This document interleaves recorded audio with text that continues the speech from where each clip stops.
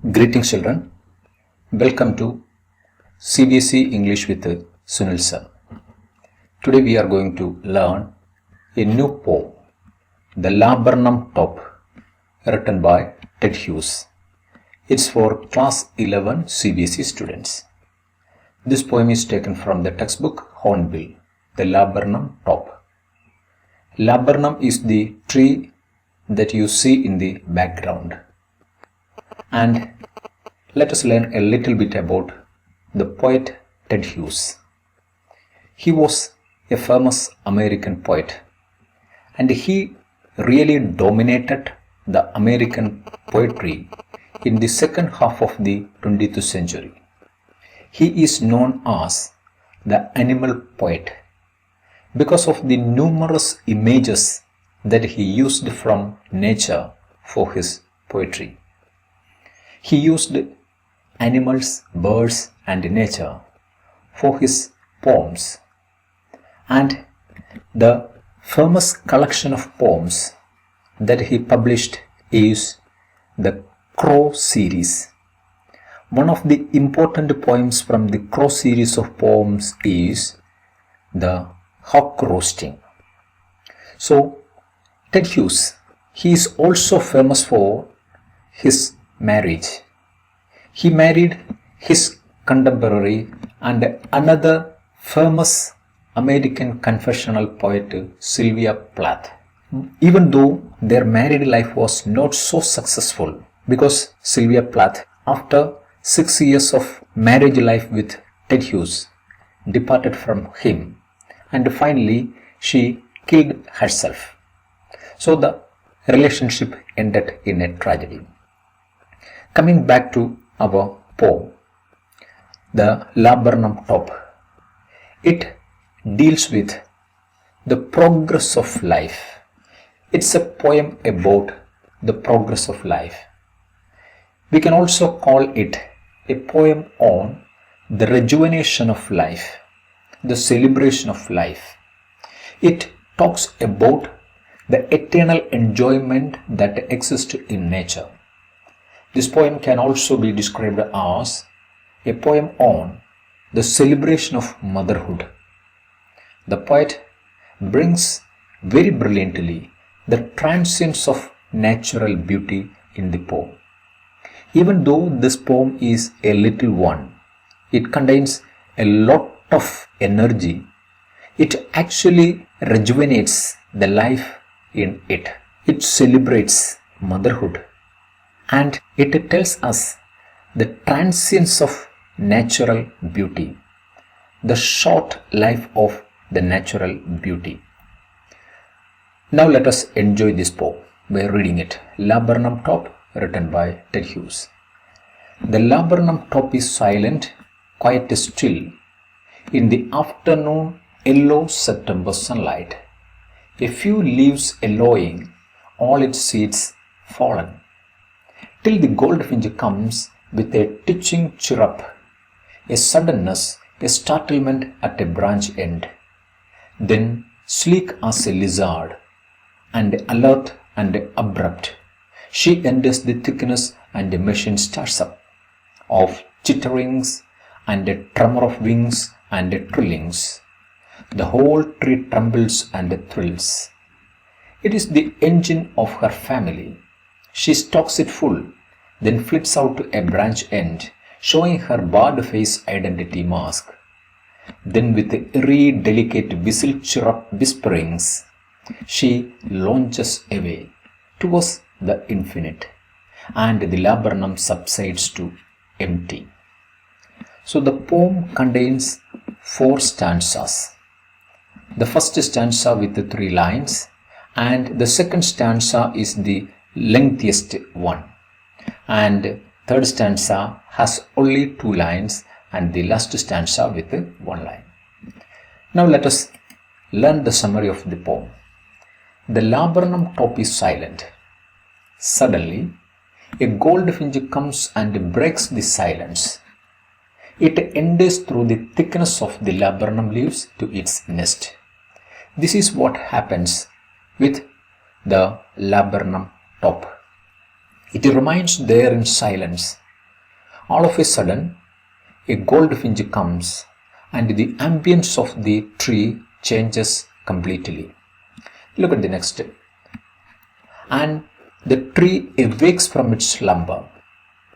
Slumber here means sleep. When the goldfinch comes and perches on its branch, the tree comes back or awakes from slumber and enjoys the chitterings, tremor of wings and the trillings, the sound made by the birds living in the tree. The engine of life starts off. It seems the tree is trembling and thrilling by their presence. Then the poet says, when the mother goldfinch flies away from the branches to the sky, the tree goes back to its previous state, silent. So this is the central idea the poem gives us. The coming of goldfinch and the change of life exists there. A celebration of life we can see in the poem. Now let us learn the poem deeply. This is the first stanza. The laburnum top is silent, quite still in the afternoon yellow September sunlight. A few leaves yellowing, all its seeds fallen. These three lines says us that when the poet notices the laburnum, it is silent. So silent laburnum top, quite still, which means that the laburnum tree stands there without any movement, without producing any sound. So the laburnum top is silent. Without any sound or movement, the laburnum top exists. And the poet notices the laburnum in the afternoon, yellow September sunlight. As we know that in the afternoon usually we get the yellow colored sun rays, and this is the season of September. September here means the season of autumn season, and a few leaves yellowing because of the yellow sunlight and the season. The remaining leaves in the tree getting yellowed. Yellowing here means decaying or aging. The remaining leaves of the tree getting yellowed, all its seeds fallen, and all the seeds of the tree have already fallen. This is the picture the poet draws in the first stanza. Now look at these words. Silent, silent laburnum top and yellowing leaves. That is the decaying and aging leaves of the tree and the fallen seeds. These three words, silent, yellowing and fallen, that connotes certain pessimistic tone to the poem. So the poem begins with a tone of pessimism because the tree stands there in silence. It is deeply affected by the season of autumn, and its leaves are getting aging, going to fall down soon, and all its seeds have already fallen. This is the picture we get from the first stanza of the poem. Now let's read the poem, the first stanza once again. The laburnum top is silent, quite still. In the afternoon, yellow September sunlight. A few leaves yellowing, all its seeds fallen. Look at the second stanza. Till the goldfinch comes with a twitching chirrup, a suddenness, a startlement at a branch end, then sleek as a lizard and alert and abrupt, she endures the thickness and a machine starts up, of chitterings and a tremor of wings and trillings, The whole tree trembles and thrills. It is the engine of her family. She stocks it full, then flits out to a branch end, showing her barred face identity mask. So this is the second stanza. Now let us analyze this second stanza. The first line, the goldfinch, till the goldfinch comes with a teaching chirrup. So the laburnum top is silent till the goldfinch comes, which means that once the bird comes there, the ambience of the tree changes completely. Because the goldfinch comes there with a teaching chirrup. Teaching means with a jerk movement and high-pitched sounds. The goldfinch comes. Then what happens? A suddenness, a startlement at a branch end. The coming of the bird gives a suddenness, a startlement at a branch end. The branch end of the tree gets a suddenness and a startlement. The startlement here means feeling or showing sudden shock. A sudden liveliness comes to the tree with the appearance of the bird. That is what the poet says us. So look at the movement, look at the liveliness with the silent nature of the first stanza and the sudden change of atmosphere, pessimistic to the optimistic nature that we see in the poem with the presence of the goldfinch in the laburnum tree. Let's move on to the next line. Then sleek as a lizard and alert and abrupt, she endures the thickness and the machine starts up. Then the poet describes the movement of the bird. He compares the movement of the bird with that of a lizard. How does a lizard move? He takes that movement and attributed it to the bird. It moves sleekly, alertly, and abruptly. And she enters the thickness and the machine starts up. With this sleek, alert, and abrupt movement like a lizard, the bird enters the thickness, the thick branch of the tree.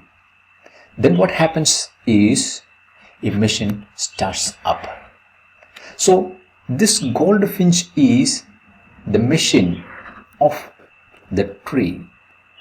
She enters like this, very sleek, alert, and abrupt. Let's learn these three words. Sleek here means in a tender manner, in a soft manner, in a smooth manner, in a shiny manner, or in a glossy way. Alert means attentive, aware, vigilant, ready, and prepared. And abrupt means sudden, sharp, quick, immediate, like a lizard. So why does the poet compare the movement of the bird with that of a lizard? Because the goldfinch here is not only a simple bird, it is a mother bird.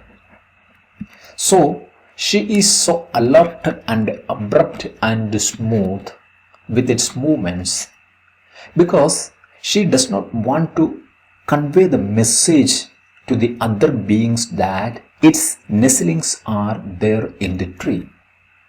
So she displays the responsibility of a mother there.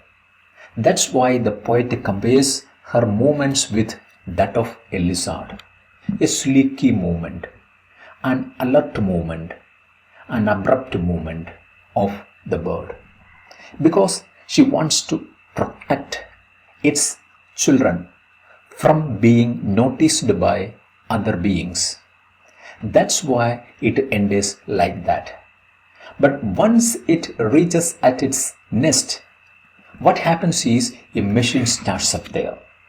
The machine of the tree starts up. Now let us move on to the next line. Of chitterings, a tremor of wings, and trillings. These are the sounds produced by the birds, the nestlings, the siblings of the mother bird.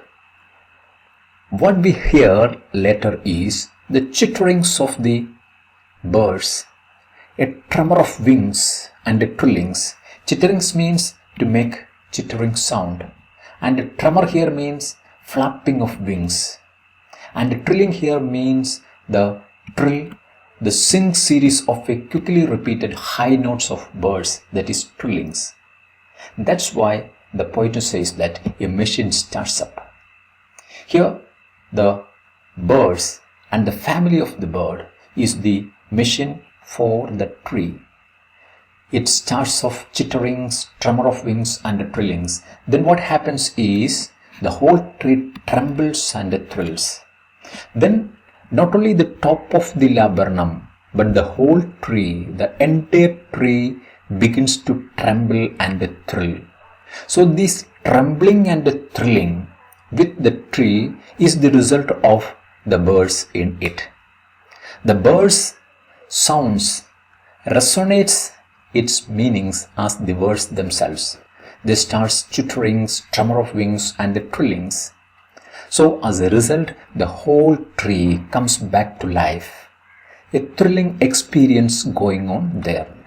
Look at the next line. It is the engine of her family. She stocks it full, then flits out a branch end. So once the goldfinch enters the thickness of the tree, it starts feeding the nestlings.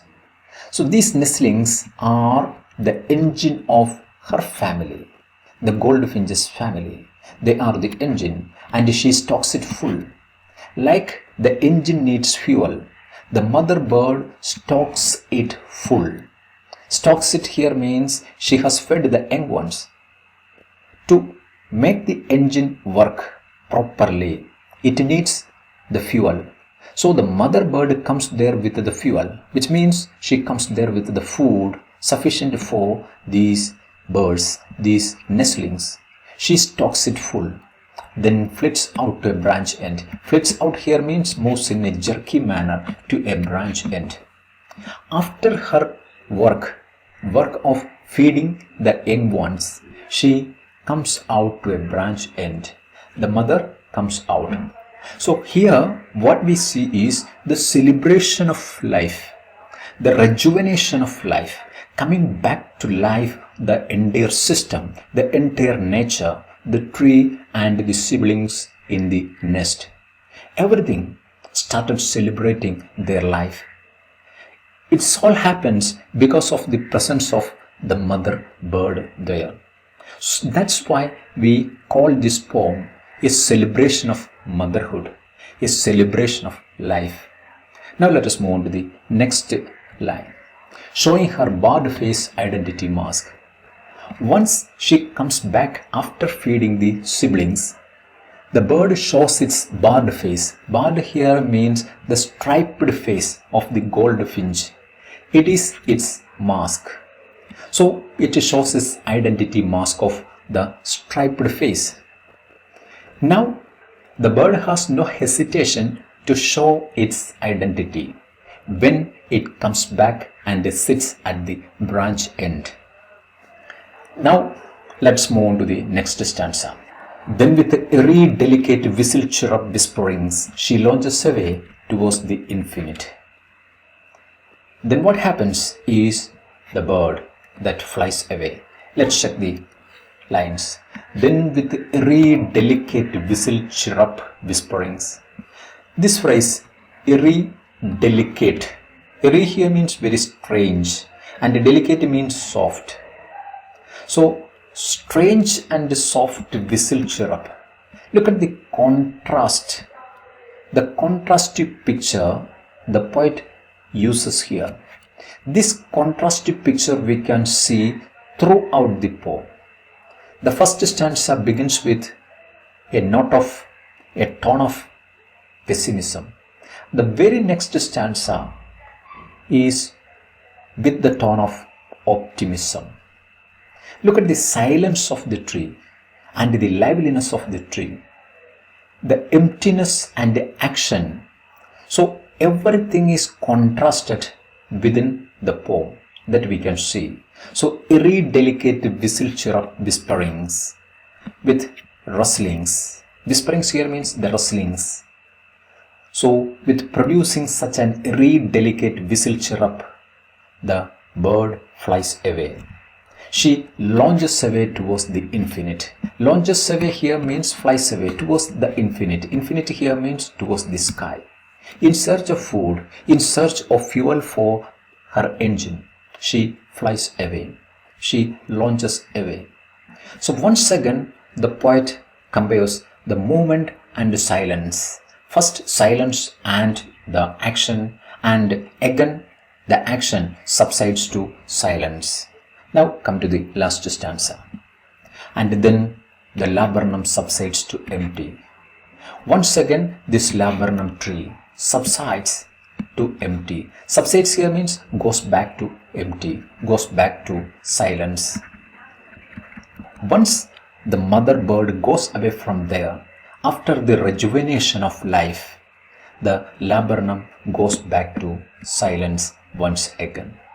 So the poem entirely celebrates the transience of natural beauty and the celebration of life, rejuvenation of life, a rebirth, a renovation of life. That is what we see in the poem. That happens with the presence of a mother bird. So once the mother bird flies away, the siblings and the tree goes back to silence once again. Now let us learn the poetic devices used in this poem. Look at the first line. The laburnum top is silent. Silence or silent is a human quality that is attributed to a tree. So here the poetic device of personification. The poetic device of person. Look at the same line, the laburnum top. Here this laburnum top stands for the entire tree. The entire tree, not only the top but the entire tree. So synecdoche is the poetic device used here. Then look at this second line, September sunlight. The repetition of sound S we can see here. So when consonant sounds are repeated, it is called alliteration. Alliteration. The poetic device of alliteration is used here. Then look at these words. Then sleek as a lizard. When something is compared with the as or like, we call it simile. So here simile is used. The movement of the bird is compared with that of a lizard. So simile is used here. Look at these words, chitterings, tremor of wings and trillings. These words resonate the sounds produced by the birds. So onomatopoeia is the poetic device used there. Onomatopoeia. Because these words resembles or resonate the sounds of the birds itself. So onomatopoeia is the poetic device used there. Then look at the repetition of the coordinating conjunction and, alert and abrupt here. So we can say that polysyndeton.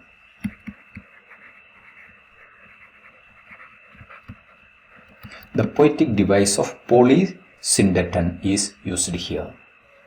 It is the engine of her family. It is the engine. It is the engine of her family. Here metaphor is used. Metaphor is used. And here we can see, and a machine starts up. Juxtaposition. Juxtaposition. Juxtaposition means two unlike things that are used here. A machine and a bird. They are put together. So we can say that it is juxtaposition. Two unlike things are matched together. Then look at the word, the infinite.